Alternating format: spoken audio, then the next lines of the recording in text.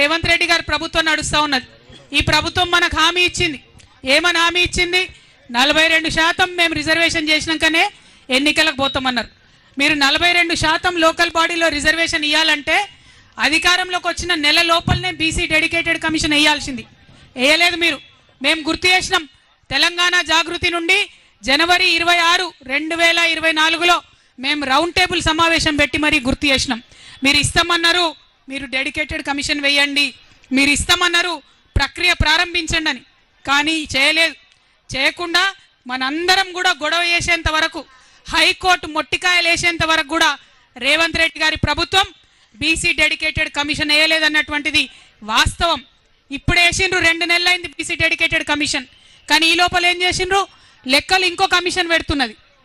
అంటే ఇందులో కుట్ర ఏముంది? లెక్కలు ఒక కమిషన్ పెడుతున్నది, రిపోర్ట్ ఇంకో కమిషన్ ఇస్తున్నది. రేపు పొద్దున ఇది నిలబడుతుంది ఆ కోట్ల. ఇగో ఇలా అందుకే పెట్టినాం బీసీ మహాసభ. ఉట్టిగా పెట్టలే, మాకు తెలియక పెట్టలే. కాంగ్రెస్ నాయకులు నన్ను అడుగుతున్నారు, ఎందుకు మాట్లాడుతున్నావు అని. నేను తెలంగాణ ఉద్యమం నుంచి వచ్చినటువంటి వ్యక్తిని. సందర్భోచితంగా మాత్రమే మాట్లాడతా. ఇవాళ సందర్భం ఉన్నది. ఈ సందర్భం మిస్ అయిన తర్వాత, లోకల్ బాడీ ఎన్నికలు అయిపోయిన తర్వాత అప్పుడు మాట్లాడితే ఏమంటారు? కవితమ్మ ఎందుకు మాట్లాడలే ముందు అంటారు. అందుకే ఇప్పుడు మాట్లాడుతున్నాం. చెప్పాలి, ఇవాళ మీరు జవాబు చెప్పాల్సిందే. 42% ఏ విధంగా రిజర్వేషన్లు ఇస్తారో ఆ ప్రక్రియలో లోటుపాట్లు లేకుండా ప్రభుత్వం చేయాల్సిందే అని చెప్పి మేము కోరుతా ఉన్నాం. ఇవాళ ఈ బీసీ మహాసభ ద్వారా మీ అందరి మద్దతుతోని ఇక్కడ ఉన్నటువంటి కాంగ్రెస్ పార్టీకి నేను డిమాండ్ చేస్తా ఉన్నాను.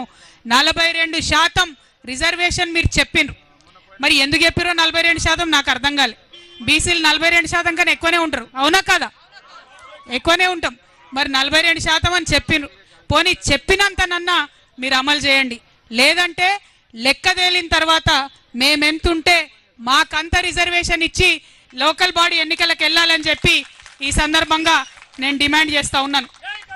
మరి ఇవాళ చాలా మంది చాలా రకాలుగా మాట్లాడుతున్నారు.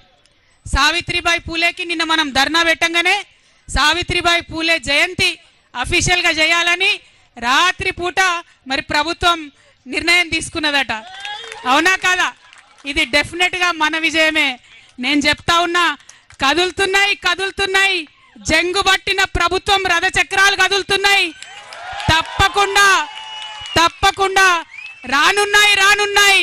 మన బహుజనులందరికీ కూడా మంచి రోజులు రానున్నాయి. మనం ఇట్లనే ఉద్యమించాలి. ఉద్యమిస్తేనే చీకటి జీవితాల్లో సూర్యుడు ఉదయిస్తాడు, అంతే తప్పితే మామూలుగా రాదు.